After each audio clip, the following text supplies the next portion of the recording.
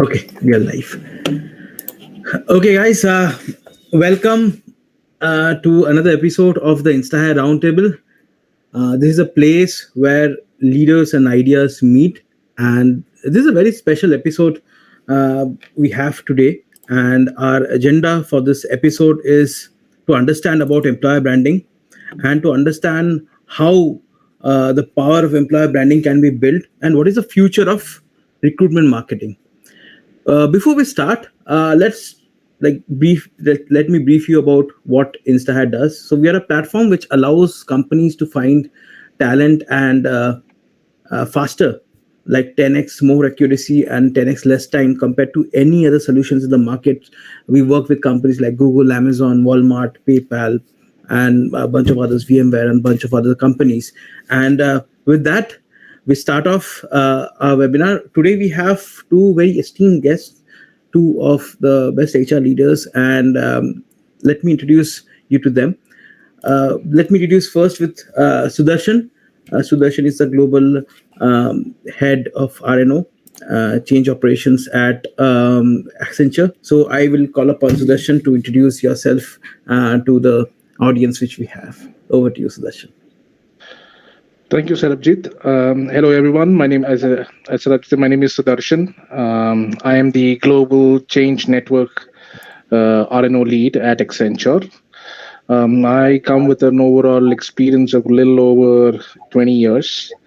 I've been in the recruiting industry for the last 18 plus years right now.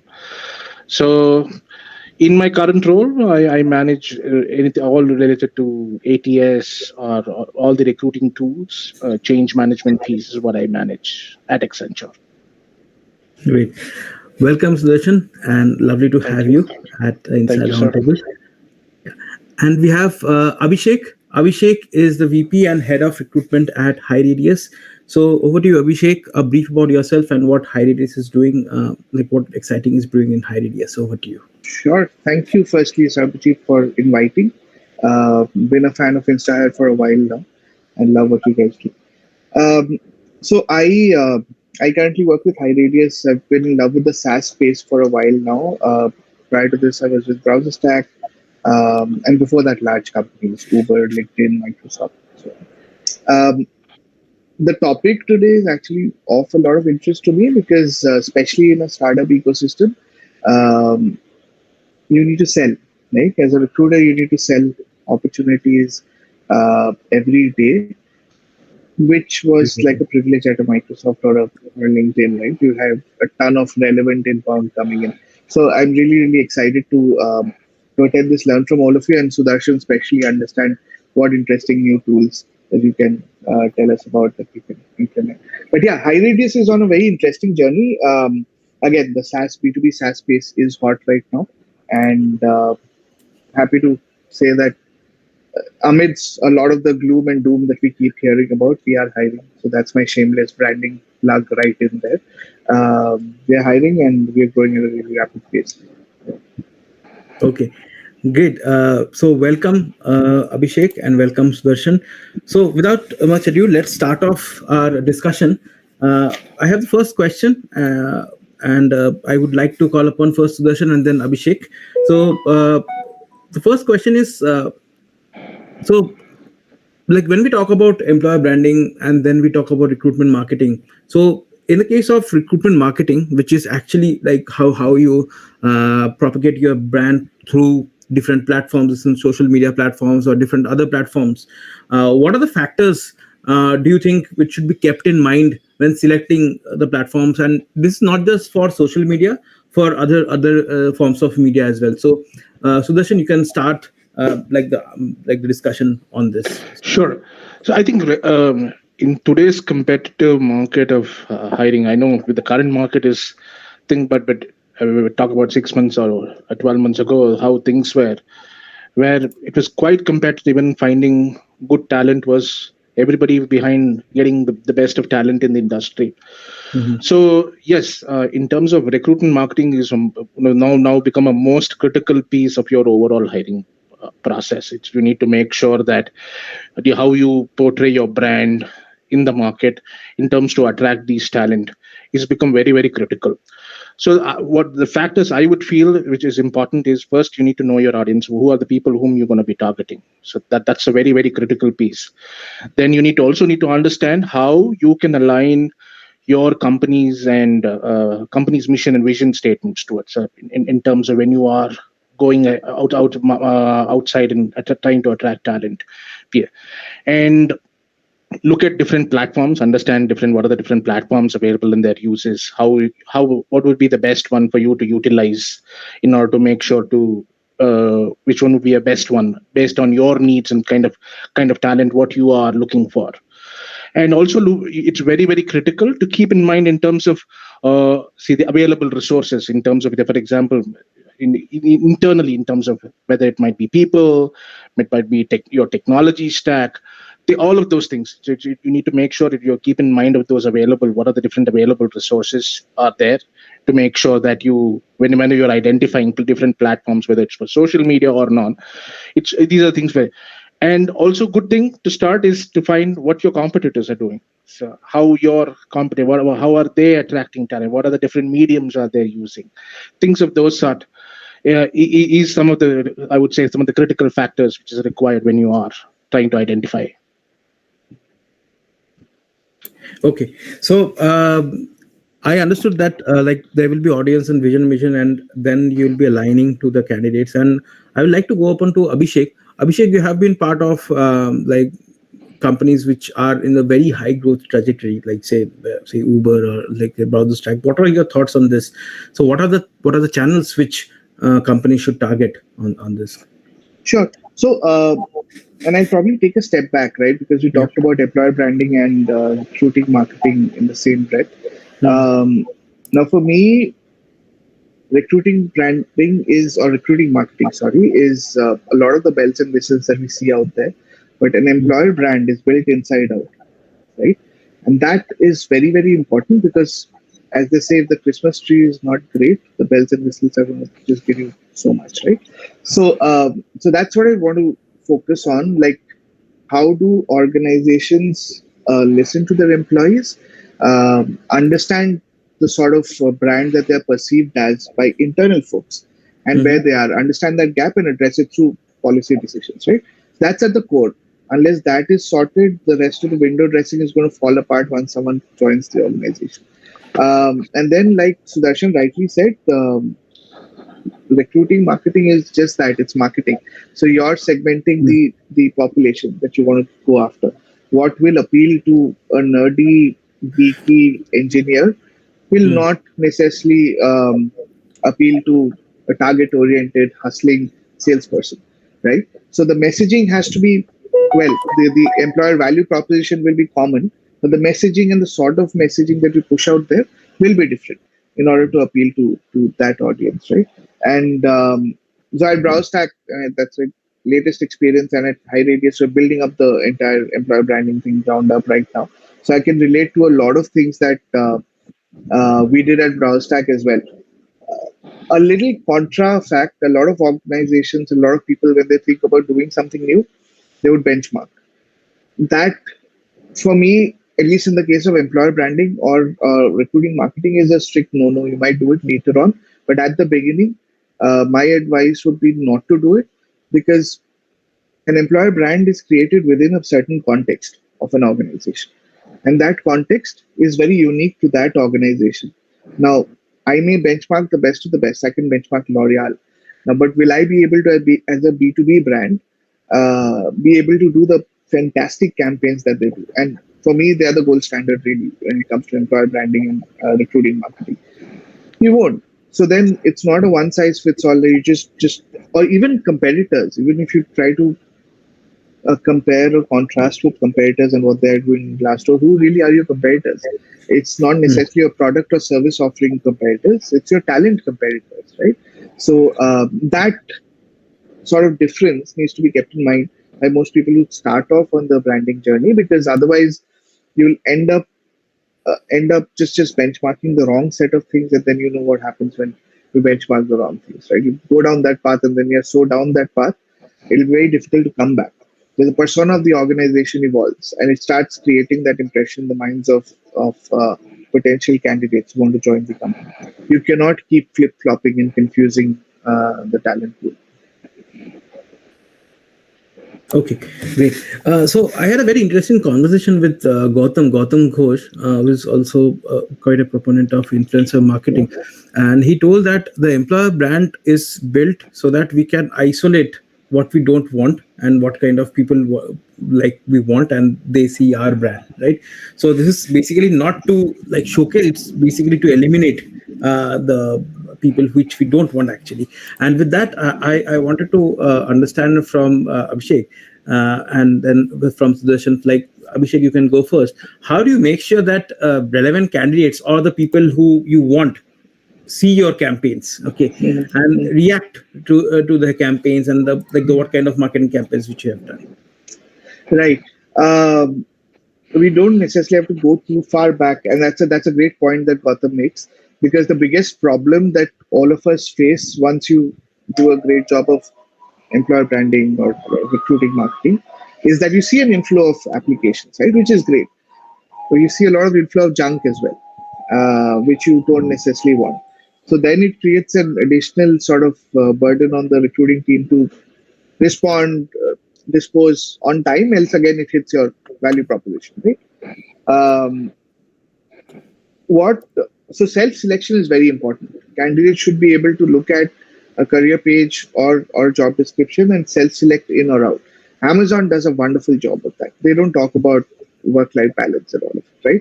Every messaging, they say that they're a hustle company. They are a everyday day one or everyday day zero, whatever they call, right? And that messaging is very consistent. No one really wants to go against the grain there. People who sign up to join Amazon know what they're signing up for. Long hours, high rewards. People who joined Uber pre-IPO, joined for the hustle and the growth. And they knew that the flip side were the other things of, really, really long working hours and so on. So I think that's one. So the messaging out there needs to be very clear, and like the leadership needs to sign off saying that, hey, it may mean lesser applicants, but more relevant applicants. So again, since recruiting, everyone loves doing metrics. It's not about how much your number of applicants increase, but how much you actually end up hiring from those applicants, right? Or how much your relevant applicants go off. Like there's this crazy race of acquiring followers on LinkedIn now, and all of us have been in that race, right? But how is that relevant if we're not going to necessarily be able to either sell or hire from any of those people, right? So I think that's super important. And so the career page, the job descriptions, I've seen some really bold, I won't name the companies here, but I've seen some really bold job descriptions, which I won't apply to, right? For HR roles internationally. And they're very clear of what they stand for, what the organization stands for. And it's out there. So you self-select in or out. Okay. So coming to Sudarshan, what are your thoughts? Like Abhishek has pointed out, like messaging helps to position a company where the company wants to stand and how they want to hire. And so I would like to ask you, so like how to make sure that relevant candidates also see your marketing campaigns, and what are the things which you need to mention and how you position your company? I think Abhishek brought up an interesting point about in terms of how, from a job description perspective, what are the things in I want to share a small thing which we did in one of my previous organizations. So your typical normal job description would always be, we need 5+ years of this skill, 5-10 years of this skill, good at this, good at that. So rather than what we wanted to do very differently in terms of rather than asking for in terms of what is the skill set what we require, we looked at something called an option come up with an idea called something called guided by outcomes. So we talk about what you will be doing in the next 3-6 months. What would be your contribution in your role, which you're gonna do, say 30, 60, 90 days. which would really make people. I think that turned around a lot in terms of how we would be receiving applications and the interest prior, and it was a very, very visible change which we saw. So our candidate conversion in terms of whether people applying for jobs when we through social media increased like tenfolds by looking at job description. So that is something which is important. So I know every day, because with the candidate would be more keen to understand what would I be do, what will be my contribution to this place, this team, or the organization. They would be more keen to understand that if you can provide that gist and create that interest in that while they are applying, I would say 50% of your job done in terms of for you to get the candidate. The rest 50% is the rest of the process. So that is something which we did, which really worked well for us. And in general, I would say in terms of few other things, what we did is increasing the awareness in terms of our brand within the market, whether it might be social media or whether it within our career page itself. In terms of we've tried and build a lot of things within our career page, which becomes easier if you are a new an external employee who wants to join us.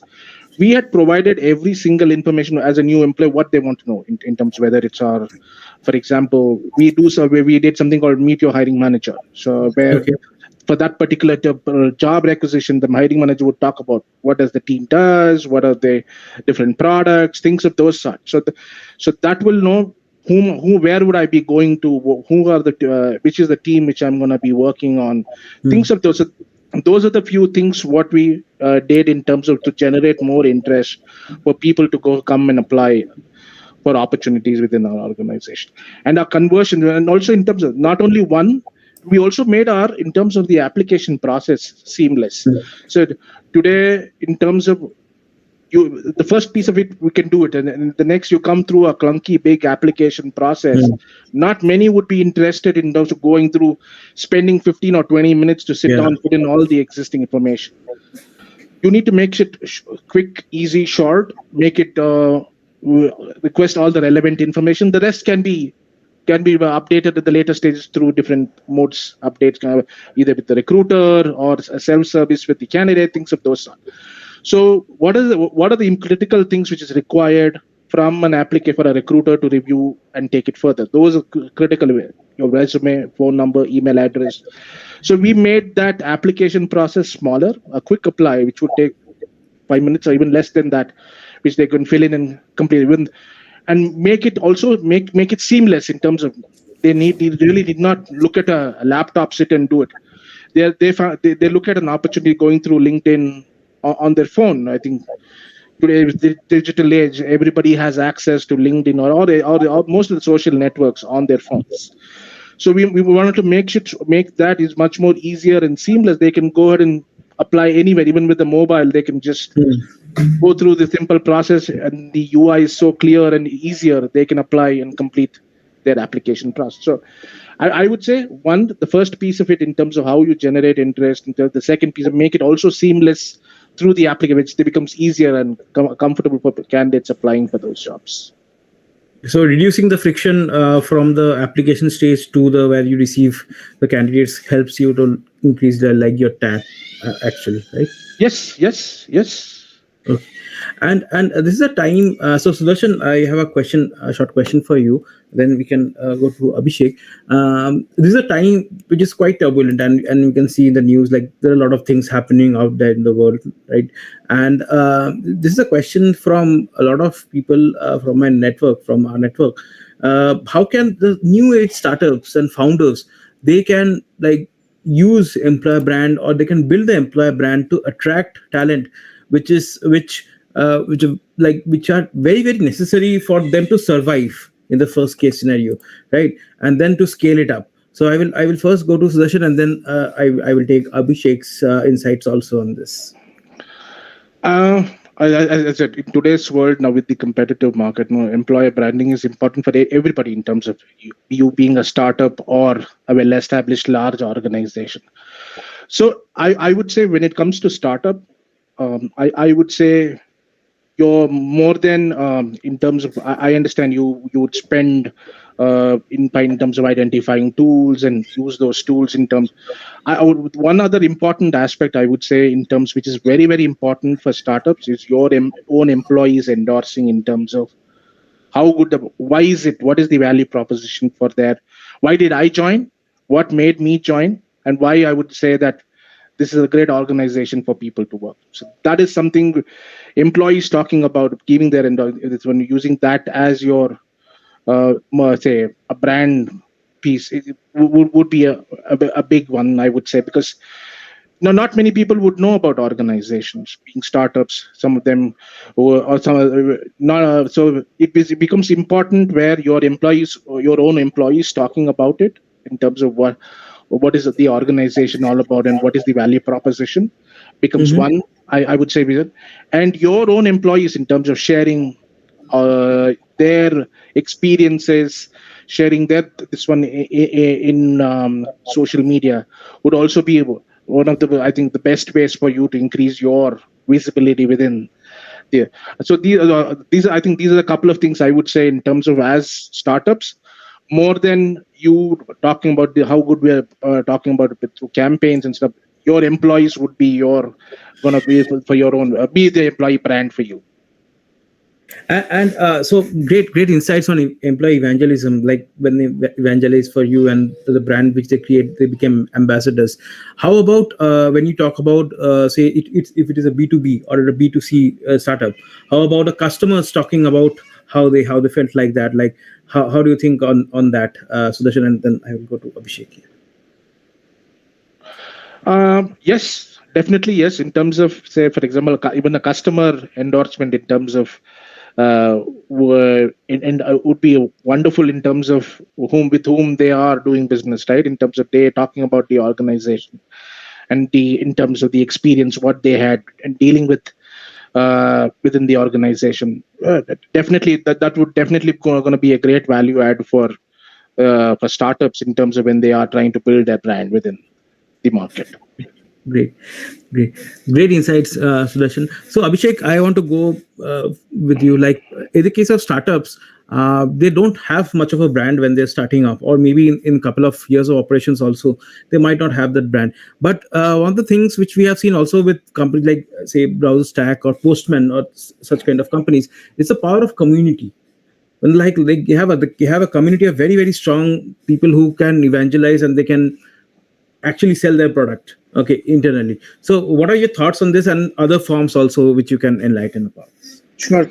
No, that's absolutely right. The power of community for some of these very tech sort of setups is immense, right?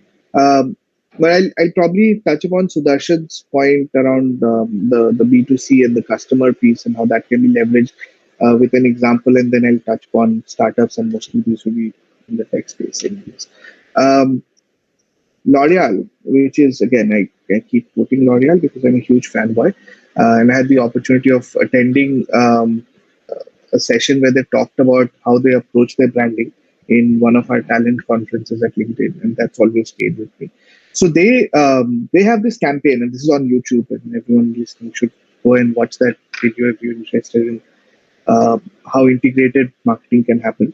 They have this concept of customer, candidate, employee, and it's a seamless journey of how customers who are loyal customers of L'Oreal actually then get interested in product design or product management and so on of L'Oreal product, because they obviously are in love with the product, become candidates and then become employees, and that cycle continues, right? And it's a beautiful way of actually the entire flywheel getting operationalized, right? For startups, I think one very important thing to note, apart from the fact that they may not have a brand in the initial years of operation, is that they're also short on funds for branding. They won't be like, they would rather spend the money on growth engines and campaigning for sales than on employer branding work, right? So a lot of the employer branding work there is absolutely bootstrapped, at best on a shoestring budget, right? So from that standpoint, zero budget initiatives like what Sudarshan mentioned employee evangelism works really well. Now, the only tricky thing there is to ensure everyone's on the same page and speaking the same thing consistently. Not the same words, but the same themes. Otherwise, it can be super confusing for the talent market out there. And if you were to just look at a sample of the last 2 years, not this current period, startups just mushroomed. There was enough VC funding in the ecosystem. Everyone was hiring, and then even a known brand, there wasn't really too much to choose from, say a BrowserStack or a Boostman to a Freshworks to a HighRadius to a ChargeBee and so on, right? All SaaS players, different spaces, but SaaS play, strong growth, etc.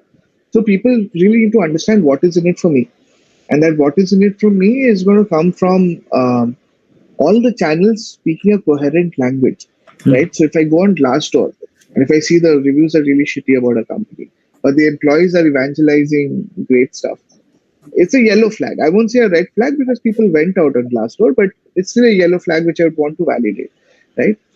If everything is seamlessly coming together, that probably is a red flag for me. It's over-engineered, right? So I think there's a thin line of being authentic as well as being planful in doing this, and a lot of and I've been blessed to work at BrowserStack or HighRadius where the founders got it that employer branding takes time, needs to be built inside out.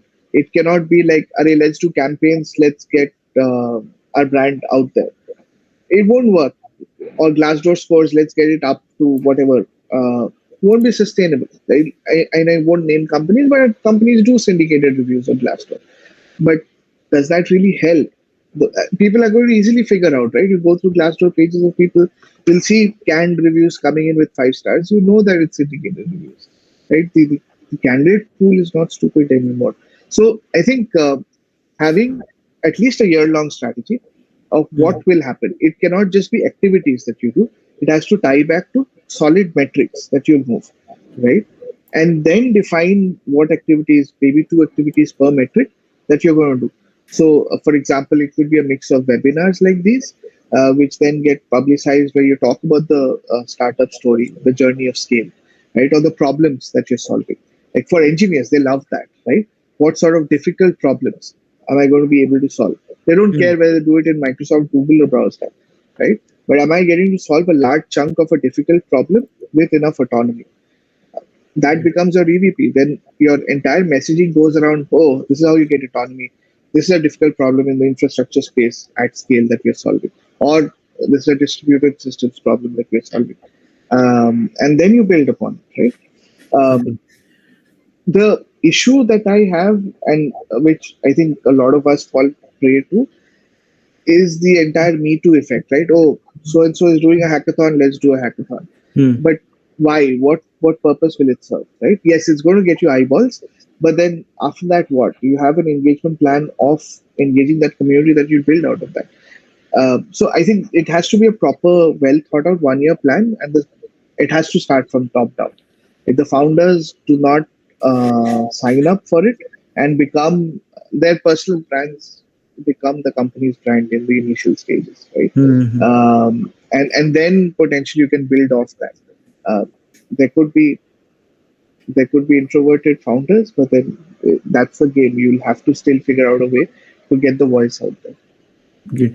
So yeah, I was getting into that, like how founders can also contribute and their personal problems which they have been trying to solve, and then that becomes a company, and so their personal brand becomes, as of now, the company's brand, and at some point of time it will change when they scale up. So yeah, and I think you have covered the events part also, like doing hackathons and other events also. So I think that was a very good, insightful discussion on how founders of companies like who are just starting up or like reached a Series A or a Series B stage can come about and do this. With that, like Abhishek, I wanted to understand one thing. So you're doing a lot of say recruitment marketing campaigns, and you're how do you measure kind of this, like what is the effect of this kind of things? I mean, like I'm spending dollars in this, where are my dollars going, and if I am able to convert, and what is the quality of talent which I'm being able to convert? So how do you measure this? So I'll answer this question in two parts. Okay. There aren't any dollars that I'm spending, so we are Okay. operating at a zero cost. But hypothetically, if we were to be spending dollars, I can talk about that, and Mr. Sudarshan can add on. Um, so, like I said, we work with specific metrics that we feel, and I'll give you like cut copy paste examples from my previous two setups. Mm-hmm. So one was, how do we move the Glassdoor score up by Okay. 20%, right? In given a period of time. Second, how many hires can we make from direct applicants? It's an indication of relevant pool applying to our jobs, etc. Hmm. Does our offer acceptance and joining percentage go up?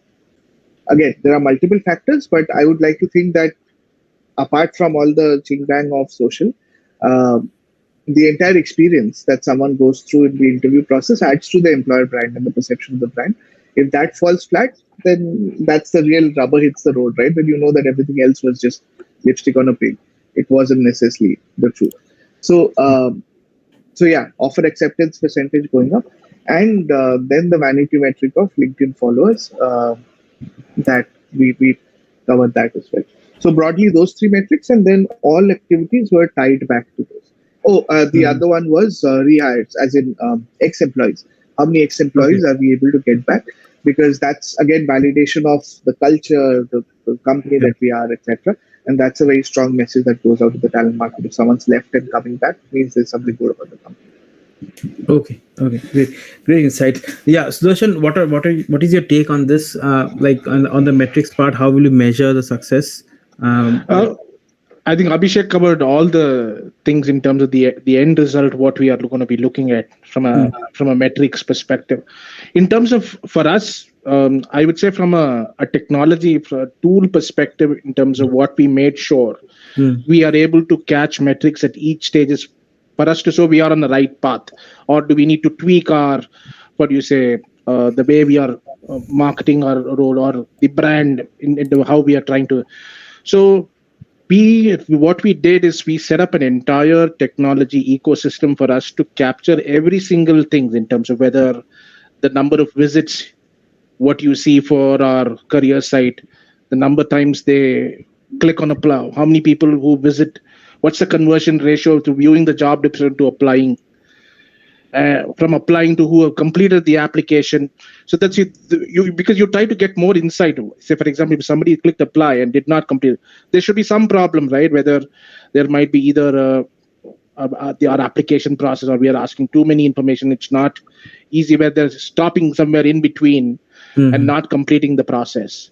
So yes, and also in terms of in order to track in terms of where these links have been shared, in terms of whether, for example, whether we set up something internally in terms of how you can even including hiring managers and employee. How do you share these roles? Where are the different social media platforms, and what has been the what's the outcome in terms of conversions in those? For example, each link, which to an extent, when a hiring manager has shared a link within the social media, Yeah. we were in terms of we can be able to go see for this particular link what's been the ratio in terms of number of viewers, who Hmm. number of clicks we have got, Okay. who viewed this information, things of the. So that is something what we did from a which can help us to make those decisions in terms of how what are the things we need to say. For example, if we're doing something right, we continue to do so. What are the things from a process perspective where which we need to take, whether it's going to be candidate experience, because that becomes today's one of the main critical Exactly. points that every organization talks about. It's pretty the whole journey, which the from being a passive candidate to somebody being an employee, right? The whole journey of that in terms of how do you bring that experience, or where they can go and talk about that experience, right? Yes, this is the experience what I had through my entire recruiting process with the organization, which was quite seamless, and I had every information that is easily available for me on my tip of my fingers. So yeah, so in terms of wow, one way on the front end, in terms from a process perspective, made with how what are the things we need to do, and from a technology how we can build that seamless where we would be able to track these information becomes much more easier. So how's your engagement been in various social media platforms? All these things becomes very these are the metrics which becomes very critical when you are looking at whether in terms of the number of dollars, are we really like bigger organizations like VMware or Accenture would definitely look at, right?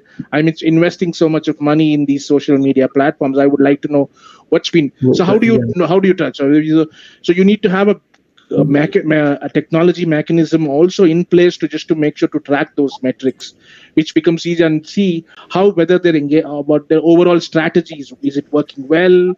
Needs improvement, or continue to do what we are doing better? Okay, great. Thank you, Sudarshan, for the insights. I wanted to understand, like, in terms of if we go to the company side of it, like every company has a careers website or like jobs website. So, Sudarshan, I wanted to understand first from you. So, is it time to update the concept or change the concept, or like what we can incorporate new things into it? Maybe it like there were buzzwords like you should put more videos of like employees speaking about it. What are your thoughts on this, like from the careers page point of view? I think career pages. I would say it would never go away. Okay. That is, yeah. In terms of what you see, the information there would evolve over a period of time. I think career page as it's because that's the first page where a candidate would come you to look at things, right? The way look and feel, the view of it would evolve over a period of time, but the concept of having a career page would never go away, I would say. So because that's the impact.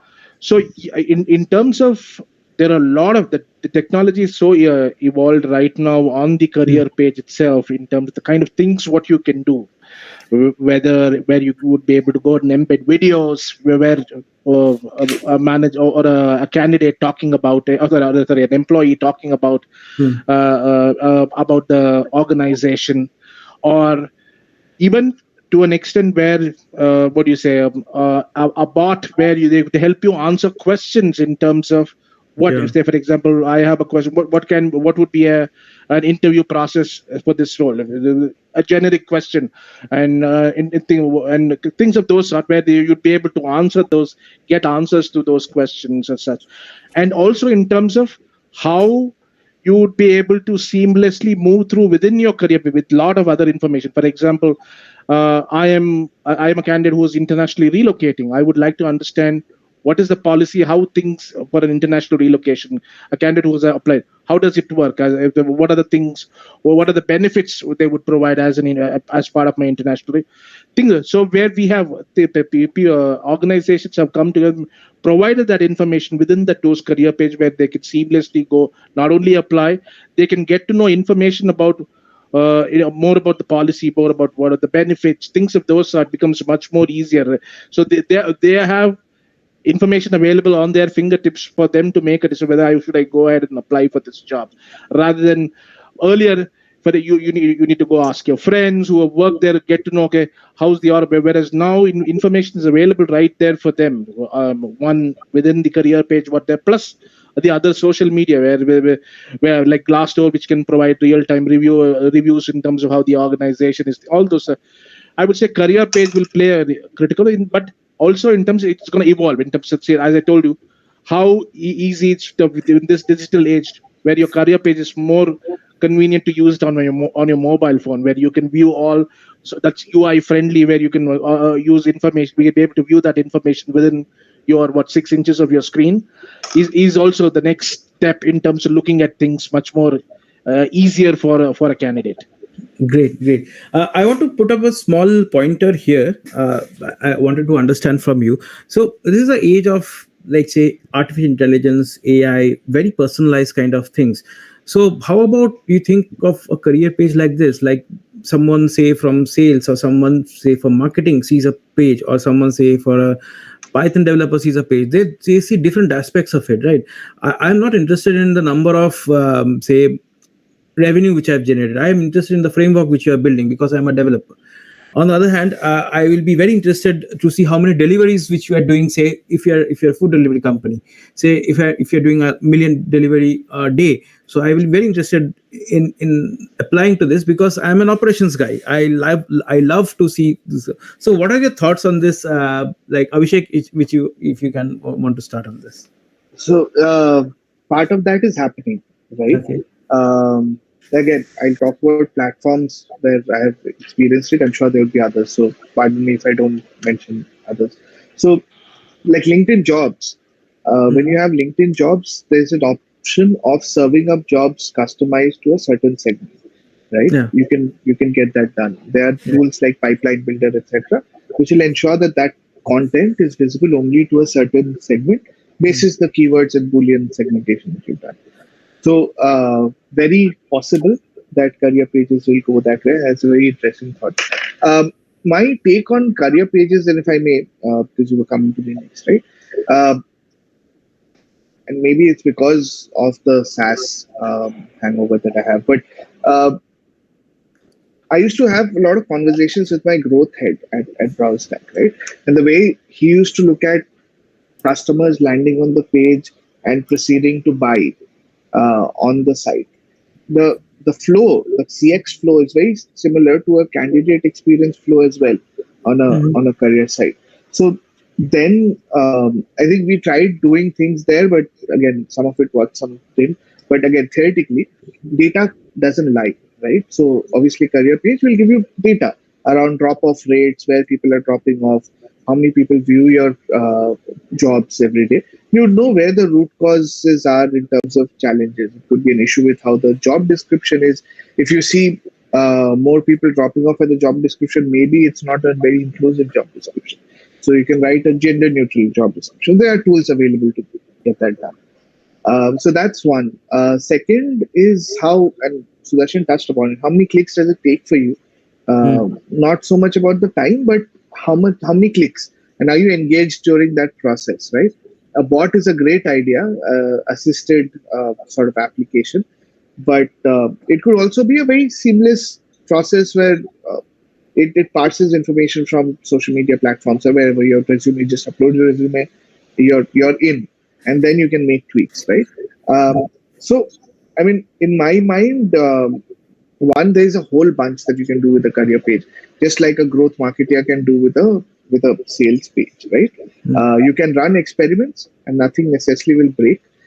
You can see some applications going here and there, but you'll learn, and then you can iterate. So I Mhm. think that works really well. For companies which are selling from the page and inviting applications on the page, that can be really tricky because you business wouldn't want to divert people who are coming to buy something to an application thing. So that can be tricky. People need to solve for that. I don't know what the solution for that is, right? Which is why we do not implement a lot of these things that I'm talking about, which are very, very interesting. But yeah, you wouldn't want uh, hires at the cost of business, right? So, but otherwise, I don't think the career page is going to go away. Form Mhm. factor, like Sudarshan said, will change. Optimized career pages, and that's again a shameless plug for my previous company, which can ensure that the site or the app is rendering in the same way across different device forms. That is going to be important because nowadays people don't just operate of a laptop and a mobile. They also probably have a tab where they may want to apply or whatever. So I think having that optimization in place so that people have access to that data whenever, whenever, and also potentially again, I don't know if career pages, it'll be expensive to build those very customized shells of career pages visible to different sections. But Mhm. I'm sure job descriptions and jobs that are made visible, that can happen. If a person comes in, keys in that he's an HR professional, only HR jobs instead of doing it from a drop down. So all those optimizations can happen, which can make the experience a little more immersive Yes. rather than just a mundane thing of, oh, I have to apply for a job and something. Yeah. So that actually what you said, Abhishek, we do a like a slightly advanced version of that. We show them Nice. the jobs. Yeah, we show them the sales job. We show them the sales jobs, and according to various other factors, we take in around 101 parameters, 102 parameters. So that's why they get a bunch of jobs, and then we show a meter key. When if you apply here, you have a 90% Right. chance of getting a call back. So Perfect. so Yeah. they do that. So that's why I thought that even like the careers page and also it should be very customized kind of, Mm, and it also helps in I think candidate experience, so to say, absolutely. because every career page, if you see at the end of the day what they tell us we are doing it for the good, like we are changing lives. So how are we changing lives? So that is one question which I had. Very very insightful things from you. And I would like to call upon the last question before we move on to the audience questions. So Abhishek, last question for you, like any tips and techniques to improve and increase the employer brand, and plus suggestions for personal branding. So see, recruiters, TAs, HR, people success, they are the first line of attack, right? The candidate doesn't speak to an engineering manager or a sales head before they join. They speak to the recruiter or the TA or whoever is responsible for taking the message out. So personal branding is very important because they get you to the top of the funnel. So I would like to like get some tips and techniques for our audiences and for people who are just starting off the careers in HR and TA, for building employer brand plus your personal brand. So there are two parts of the questions. Sure. So I'll keep the employer brand piece short because we've talked about it, but I'll probably re-emphasize a couple of aspects. One, I think a lot of people get very enamored by the shiny objects, right? Oh, I'm going to do social media marketing. Oh, I'm going to do targeted. All that's fine, but if the message itself is not clearly crafted out, you're not going to get anything out of it. So I think be patient. I think that's a foundational thing. Work with stakeholders. So basically, slow down to speed up, right? Ensure that you have a really strong platform in place in terms of what the messaging is going to be, who your target audience is. Are you going to customize the message or not? Then figure out what channels. Just because Instagram or something else is a sexy thing to brand on doesn't necessarily mean that it's going to be effective in your context, right? So understanding that becomes really important. And then everyone's journey is going to be different because, as I said, the context of the org is different, and that's unique. So it won't be a one size fits all. There will be some tweaks, customizations that people will do, but this should form the backbone. Very importantly, it cannot be the responsibility of recruiting, right? An employer brand is how everyone in the organization makes everyone feel, and it's a manifestation of the culture externally. So if the internal policies, processes, ways of work do not reflect that, employer brand that you project outside is going to fall flat on the face. There'll be dissonance immediately once the person enters the company, or even experiences an interview process.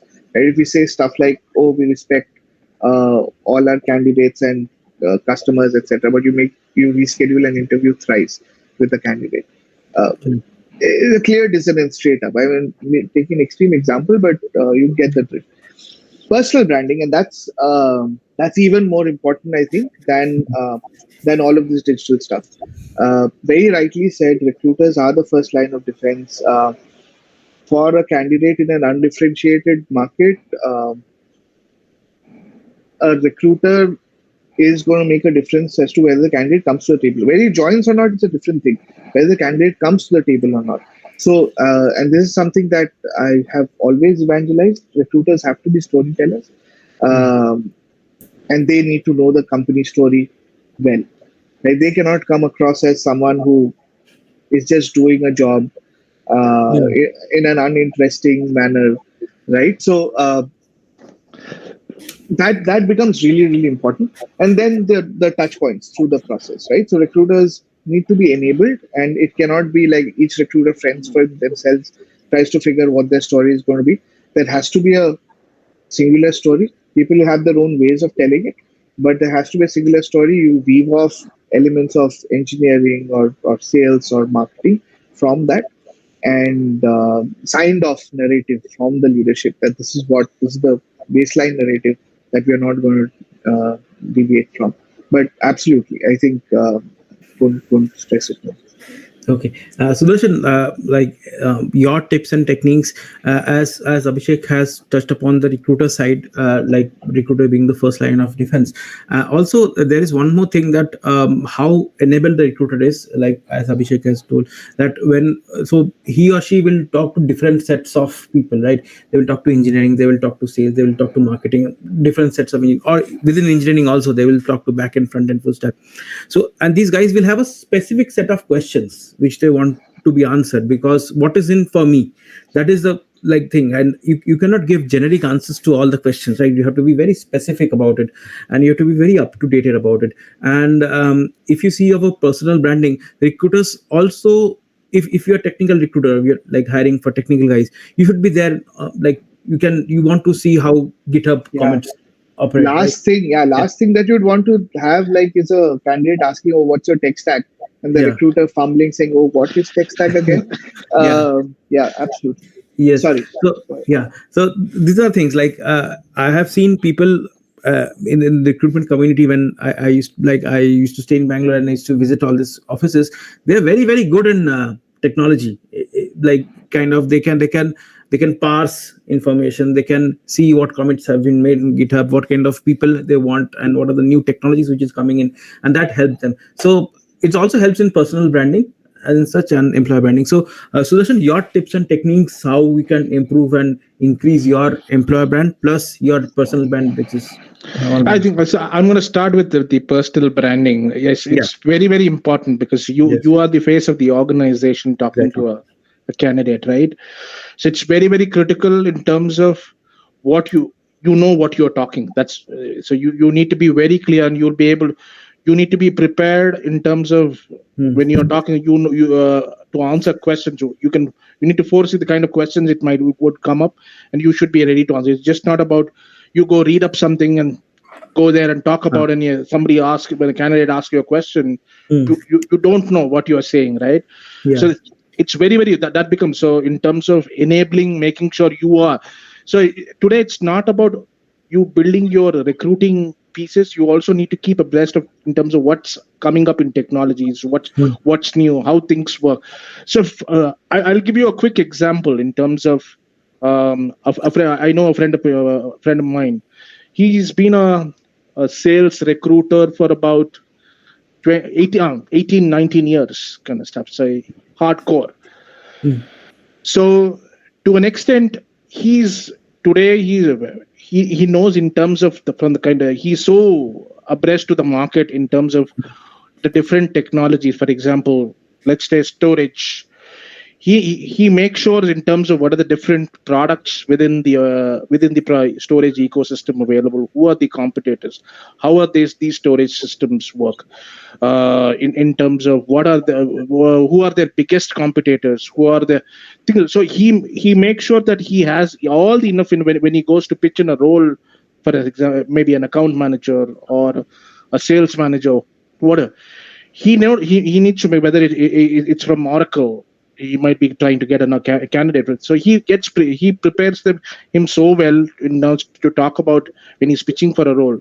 He knows about his product, what is it doing, in terms of how good it is, and what are the things, and what is the roadmap. What is the roadmap in terms of what's been their quarters for the last couple of quarters, Hmm. how what there been the top line sales in these products, so he's prepared so well where he can sit and talk about things where it's not only about his product. He can talk about his. So since you're working on this product, and I know this is how it's been doing in the market. With Hmm. here we are the competitors at this segment. We have this time. So to an extent, so he comes up with so much of information when he's talking.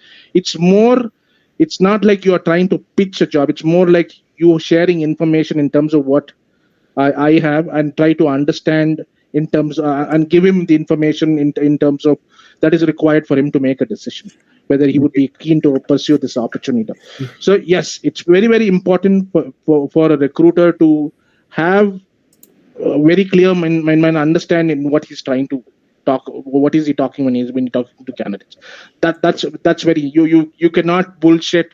You can just not talk about it and say, okay, this is what we do, and this is how it's not maybe 10 years, 15 years ago things used to work, but not today. Definitely not today, because with candidates are becoming so digital, and they know about how things are, and they'll be able to understand what the competitors, what are the different things, opportunities available.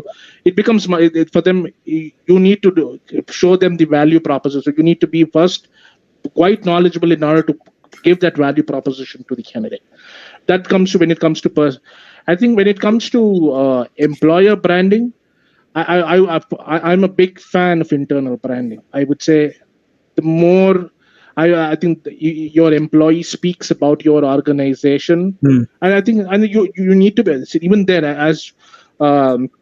Abhishek said that it's not easy. Every go put a 5-star in Glassdoor and write a review, right? Every employee, no, it has to be transferred. It has to be authentic in terms of so it's not, so people will get to know in terms of whether it's just to show reviews of 5-star reviews on Glassdoor, and what exactly happens in the organization as such, right? So yeah, so it's very important. So I would say you build your strong brand internally in terms of whether you need to build that becomes whether through the experience do they have these are the things counts, right? With through when they are talking about candidate experience during the interview process, the more you being an ambassador when you are interviewing, you will be that ambassador while you are talking to your candidates, right? That gives you a great that's what put us into a great experience in terms of what you've been having with the organization. That's what helps the candidate have a great experience through the understand.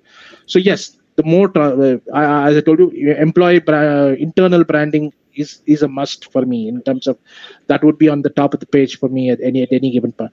And also in terms of you need to when he was another point which I'm going to add upon is you clearly define your candidate personas in terms of to make sure your campaigns are personalized. So you cannot run make a large pool of candidates where you have everywhere. So you need to make sure within your pools, make a candidate pools which are specific. You are targeting to, for example, if it's sales roles and particular to account management, you have make sure you have a candidate pool of that, and you are sending a campaign which is very customized and personalized to that particular segment of people, because that's when you'll be able to see the conversions in terms of, so that I think clearly making sure you have clearly defining your own candidate personas and running those personalized campaigns would definitely be more efficient and it would be helpful.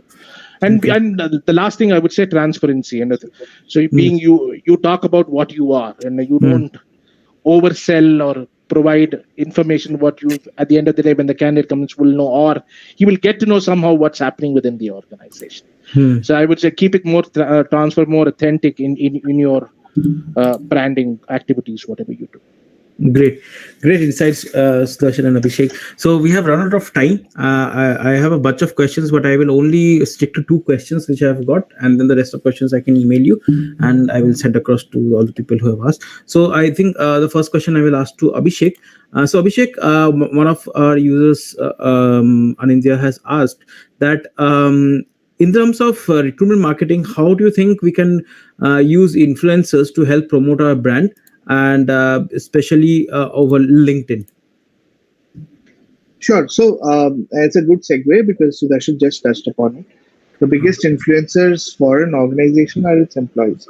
So make them your ambassadors, get the stories out. And there you can segment it, right? There are companies that want to get more women employees in. You could have a segmentation of women leaders talking about their journey within the company and how the company is supported through their various personal and career phases.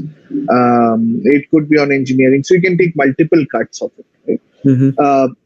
The other thing is, again, in a smallish startup, pre-Series A or Series A, the biggest influencers are the founders, right? When they talk about the culture and what they want to build, their vision for the company, that's probably the most introvert of founders talk most passionately about that, the baby, the company and the vision. So that's as authentic as it can get. The other aspects could be, and as the company grows, etc., you'll obviously have various reports where a company can get featured in. Gartner Magic Quadrant, Forrester, Forbes, and so on. But that's more on a PR side, right? And that's where the lines would slightly start blurring as the company grows, because while it's on the PR side, it's going to drive enough recruiting marketing collateral for you in terms of applications and so on. But to start with, I think the biggest ambassadors would be the employees and the recruiting team for sure. Great. Thank you, Abhishek, for the answer. The second question I have for Sudarshan. What do you think about diversity not in terms of genders and occupation and preferences like that, also diversity in terms of cultural values, because we also have from abroad. So this is the question asked by Ahana. So Sudarshan, if you can answer that, how employer brand can like is helpful in attracting candidates which are not local, maybe not in India, foreign candidates, and cultural values are entirely different. So how do you go about that?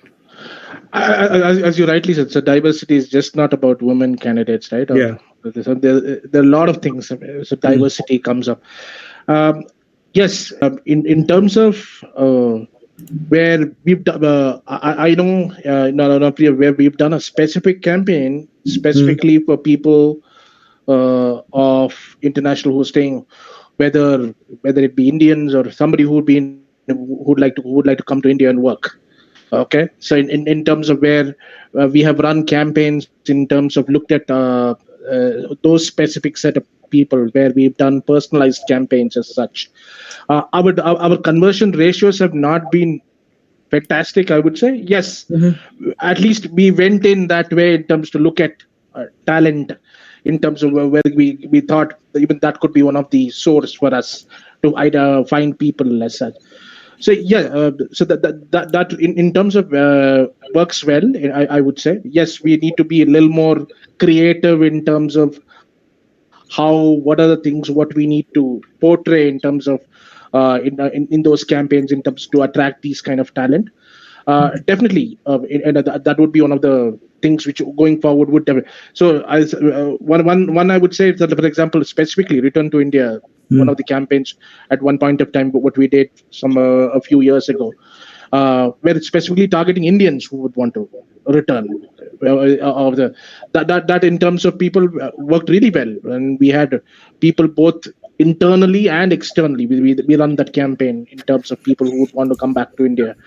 So which helped us in terms of finding a lot of good talent who were interested to come back to India and work from here after spending, say, a few years, whether it's in the US or any other country, where we were able to attract some quite a good talent in that. Great. Okay, Sudarshan, thank you for the insight. Ahana, I think you got your answer. And with that, we come to the close of this episode of Insta Roundtable. We had a great discussions, and thank you, leaders, for taking your time out and coming and discussing with us. This episode will also be available over our website, and we will send you across over the email. So you can, if you have missed this live one, you can see the recording. And with that, we come to an end. Thank you so much, Abhishek. Thank you so much, Sudarshan, for taking out time. For having us. It was really nice. Thank you, Sarabjit. Thank you for having us. Thank you. Take care. Yeah, take care. Bye. Take care, Abhishek. Take care. Sorry. Bye. Bye.